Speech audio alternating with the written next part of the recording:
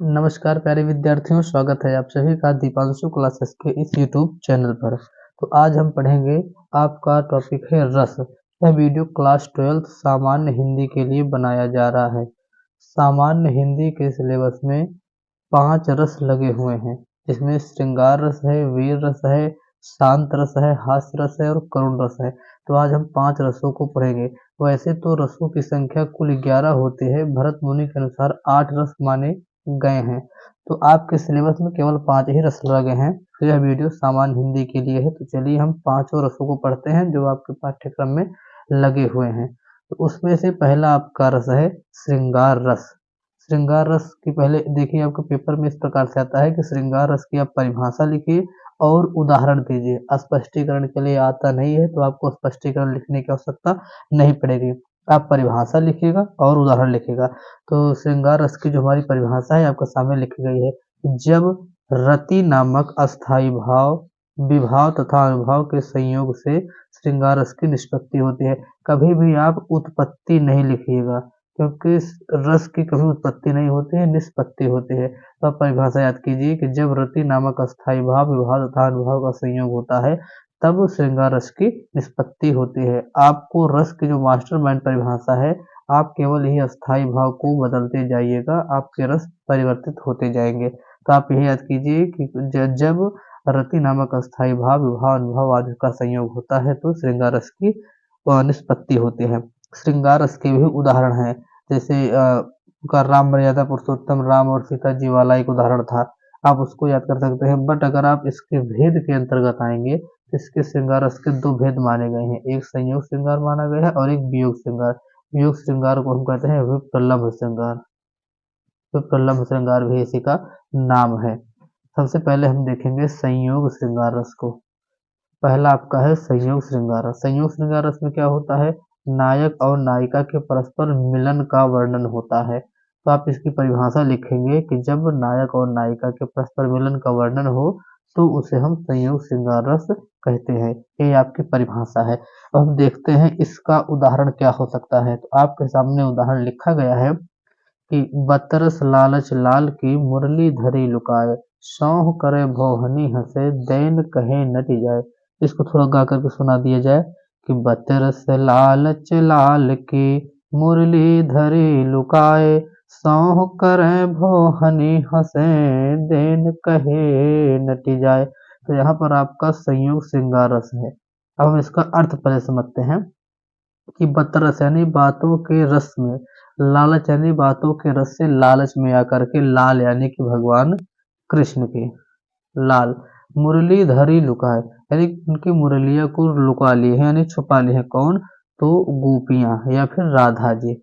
भगवान कृष्ण के बातों के रस में आकर के वो लोग, गोपियां लोग भगवान कृष्ण की मुरली को रख ली हैं, धर ली हैं, लुका ली हैं, चुरा ली हैं और सौंह कर कसम भी खा रही हैं, भौंकने से हंस भी रही हैं। जब भगवान कृष्ण मांगते हैं तो कहते हैं देन कहे नटिया, देने से मना करते हैं। इस प्रकार से यहाँ पर नायक नायिका का एक प्रकार से संयोग का वर्णन है। तो आप ये परिभाषा आराम से, ये उदाहरण आराम से याद कर सकते हैं। स्पष्टीकरण कोई मांगता नहीं है तो आप स्पष्टीकरण को आपको देने की आवश्यकता नहीं पड़ेगी। आप केवल परिभाषा याद कीजिए और इसका उदाहरण कि बतरस लालच लाल की मुरली धरी लुकाए, दैन सौंह करे भौहानी हंसे दैन कहे नटी जाए। अब चलिए हम देखते हैं, अगला है वियोग श्रृंगार रस। तो हम देखते हैं वियोग श्रृंगार रस। पहला तो हमारा हो गया संयोग और दूसरा हमारा है वियोग श्रृंगार रस। वियोग श्रृंगार रस होता है कि जब नायक और नायिका के विरह का वर्णन होता है तो वहां पर हमारा वियोग श्रृंगार रस होता है। वहां पर था तो नायक और नायिका का मिलन होता था तो संयोग रस होता था, और यहाँ पर वो जब विरह होता है तो वियोग रस होता है। आप इसकी परिभाषा देख लिए कि जब नायक नायिका के विरह का वर्णन हो तो वहां पर वियोग श्रृंगार रस होता है। अब हम वियोग श्रृंगार रस का उदाहरण देखते हैं। बहुत ही फेमस उदाहरण है यह कि हे खग मृग हे मधुकर श्रेणी, तुम देखी सीता मृग नैनी। ये कब का वर्णन है कि जब श्री रामचंद्र जी की जो धर्म पत्नी है सीता जी, उनका जब हरण करके दशकंदर लेकर चला गया, तब भगवान जो राम जी थे वो वन वन भटक रहे थे और कह रहे थे, पक्षियों से कह रहे थे, मधुकर श्रेणियों से पूछ रहे थे कि हे खग हे मृग हे मधुकर श्रेणी, तुम देखी सीता मृग नैनी, तुमने मेरी सीता को देखा जो मृग के समान जिनके नेत्र हैं, क्या आपने उनको देखा? तो यहाँ पर प्रेमी और प्रेमिका यानी नायक और नायिका के विरह का वर्णन है। इस प्रकार से यहाँ वियोग श्रृंगार रस हो जाता है। अगला हम देखते हैं हास्य रस के बारे में। तो दूसरा हमारा है हास्य रस। ये तो केवल श्रृंगार रस के दो भेद थे, सॉरी, हाँ, श्रृंगार रस के दो भेद थे, संयोग और वियोग। हम देखते हैं दूसरा हास्य रस।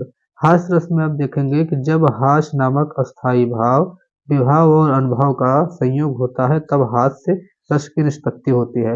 हास्य रस का अस्थाई भाव होता है हास्य। तो हमने आपको बताया कि आप अस्थाई भाव परिवर्तित करते जाएंगे, रस की परिभाषा बदलती चली जाएगी। तो हम देख लेते हैं इसका उदाहरण। ये तो रही परिभाषा कि जब हास्य नामक अस्थाई भाव, विभाव और अनुभव का संयोग होता है तब हास्य रस की निष्पत्ति होती है। इसका उदाहरण है कि जेहि दिस बैठे नारद फूली, सो दिस तेह न बिलो की भूली, पुनि पुनि मुनि उमगहि अकुलाई, देख दसाहर गन मुस्काई। इसको गाकर अगर सुनाया जाए तो इस प्रकार से गायन कर सकते हैं कि जेहि दिस बैठे नारद फूली, सो दिस तेहि न बिलो की भूली, पुनि पुनि मुनि उमगहि अकुलाहि, देख दसा हर गन मुस्काही।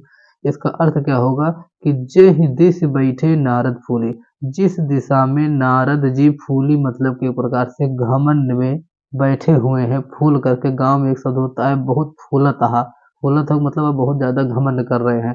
तो वही यहाँ पर क्योंकि रामचरितमानस से लिया गया है, रामचरितमानस की जो भाषा वो अवधि है, इसलिए अवधि शब्दों का प्रयोग यहाँ पर भरपूर है। तो जेहि दिस बैठे नारद फूली, जिस प्रकार जिस दिशा में नारद जी फूल करके यानी कि गर्भ में आकर बैठे हैं, सो दिस तेहि न बिलो की भूली, उस तरफ जो वरमाला डालने वाली है वो उनकी तरफ लग भी नहीं रही है, देख भी नहीं रही। बिलो की मतलब होता है देखना, उस तरफ वो देख भी नहीं रही है। और पुनि पुनि यानी बार बार, मुनि यानी नारद जी उमगहि अकुलाही अंदर से व्याकुल हो रहे हैं बार बार।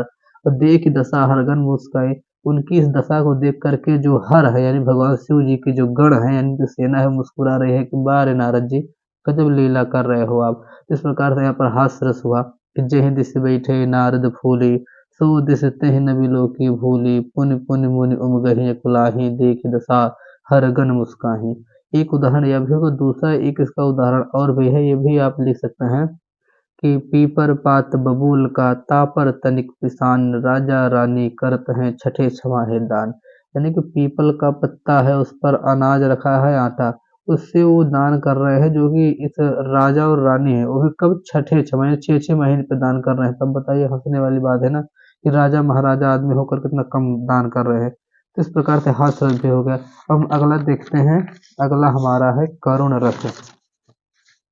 तीसरे नंबर पर आता है हमारा करुण रस। तीसरा रस हमारा है करुण रस। करुण रस की परिभाषा देखेंगे कि जब शोक नामक अस्थाई भाव, विभाव, अनुभव तथा संचारी भाव से संयोग करता है तब करुण रस की निष्पत्ति होती है। तो हमने आपको बता ही दिया है कि आप अस्थाई भाव बदलते जाएंगे, रस की परिभाषा बदलती चली जाएगी। तो हम देख लेते हैं करुण रस का उदाहरण। करुण रस का एक बहुत बेजोड़ उदाहरण है जो अधिकतर बच्चे लिखा करते हैं। हम आपको इसके अलावा भी एक उदाहरण बताएंगे, आप याद कर लीजिए। मणि खोए भुजंग सी जननी, हंसा पटक रहे थे शेष, अंधे आज बनाकर मुझको किया न्याय तुमने जगदीश। यह किसका कथन है? तो श्रवण कुमार की माता जी। आप लोगों ने कथा पढ़ी होगी श्रवण कुमार की। तो श्रवण कुमार की माता जी का यह विलखना है। कह रही हैं कि मणि खोए, जिस प्रकार से मणि खो जाने के कारण भुजंग तड़पता है, उसी प्रकार से जो उनकी जननी है श्रवण कुमार की, उनके मरने के बाद व्याकुल हो रही हैं यानी कि बार बार तड़प रही हैं।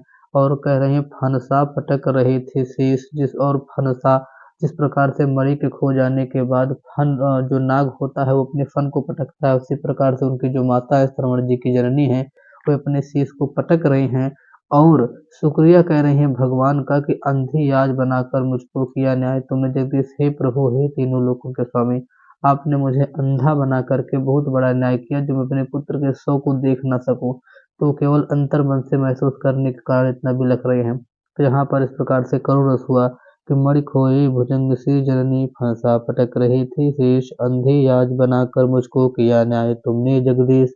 ये रहा पहला उदाहरण। इसका दूसरा एक उदाहरण है कि जब राजा दशरथ की मृत्यु होती है तब तीनों रानियां विलाप करते हैं। यह रामचरितमानस से लिया गया है, जो हम दूसरा बता रहे हैं, हमने उसको लिखा नहीं है, बट आप सुन लीजिए। इस प्रकार से चौपाई है कि शोक विकल रोवहि सब रानी, रूपशील गुण ज्ञान बखानी, करहि विलाप अनेक प्रकारा, गिरहि भूमि तल बारहि बारा। यह चौपाई रामचरितमानस की है। आप इसको भी लिखेंगे। यहाँ पर राजा दशरथ की मृत्यु के उपरांत तीनों रानियां जो शोक कर रही थी, वहां का वर्णन है। इस प्रकार से आपने 3 रस पढ़े और तीनों के उदाहरण पढ़े। हम देखते हैं चौथा और बहुत ही महत्व, यहाँ से आपके अंदर उत्साह आ जाएगा, क्योंकि ये हमारा है वीर रस। वीर रस का अस्थाई भाव होता है उत्साह। जब उत्साह नामक अस्थाई भाव विभाव अनुभव तथा संचारी भाव से संयोग होता है, तब वीर रस की निष्पत्ति होती है। वीर रस के बहुत उदाहरण हैं, आप कोई भी लिख सकते हैं। हम आपको 3 उदाहरण बता दे रहे हैं। पहला है साज चतुरंग सैन, अंग में उमंग भरी, सर जस शिवाजी जंग जीतन चलत हैं। यह आपकी क्लास 11th की जो रचना कुलभूषण के द्वारा लिखी गई थी, शिवा शौर्य, वहां की पंक्तियां हैं।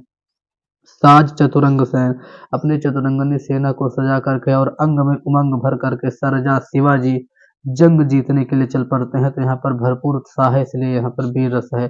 दूसरा उदाहरण आप लिख सकते हैं कि बुंदेले हर बोलो के मुख, हमने सुनी कहानी थी, खूब लड़ी मर्दानी, वह तो झांसी वाली रानी थी। यहाँ पर उत्साह है। तीसरा आप राम प्रसाद बिस्मिल का जो नारा है कि सरफरोशी की तमन्ना अब हमारे दिल में है, देखना है जोर कितना बाजुए कातिल में है, उसको भी आप लिख सकते हैं बीरस में।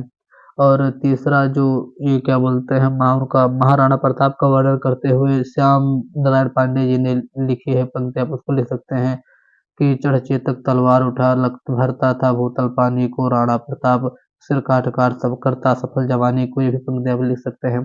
तो बीरस में बहुत पंक्ति हैं। क्लास 10th में आपने पढ़ी होगी माखनलाल चतुर्वेदी की जो रचना है पुष्प की अभिलाषा, उसको भी वहां पर भी आपका वीर रस है कि चाह नहीं मुझको सुरबाला के गहनों में गूथा जाऊं। इस प्रकार से जो पंक्ति हैं, ये भी आपके वीर रस की हैं।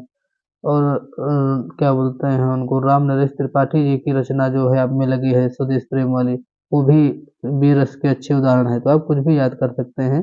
ज़्यादा अच्छा तो आपको यही है, 2 लाइन का है, आप याद कर लीजिए। तो ये आपके ऊपर डिपेंड करता है। हमने आपको 3-4 बता दिए, जो आपको अच्छा लगे आप लिख लीजिए। अब चलते हैं चौथा और जो आखिरी उदाहरण है उसको देख लेते हैं। इसके बाद वाला है यार, क्या बताएं, हमने कलम चला दी। चलो थोड़ा आप लोग एडजस्ट कर लीजिएगा। अगला है शांत रस का। शांत रस लिखेंगे जब निर्वेद नामक अस्थाई भाव विभाव और अनुभव आदि से पुष्ट होता है, तब शांत रस की निष्पत्ति होती है।